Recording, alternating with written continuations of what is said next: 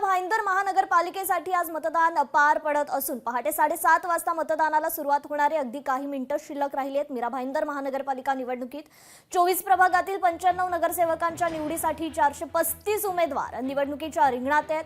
8,19,161 मतदार मतदानाचा हक्क बजावणार आहेत।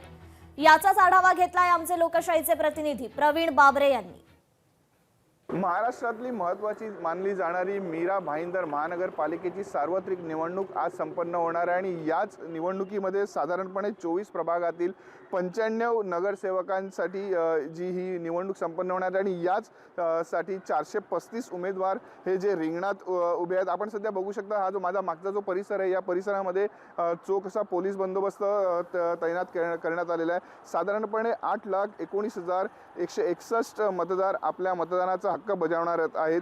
याच पार्श्वभूमीवर नगरपालिकेकडून जय्यत अशी तयारी सुरू आहे। या ठिकाणी पुरेसा मतदान कर्मचारी, सीसीटीव्ही कॅमेरे, कडेकोट पोलीस बंदोबस्त तसेच वैद्यकीय सुविधा उपलब्ध करण्यात आलेले आहेत। विशेष म्हणजे यंदा मतदारांची टक्के वाढवण्यासाठी मतदारांना 20% प्रवासात सवलत देण्यात सुद्धा आलेली आहे।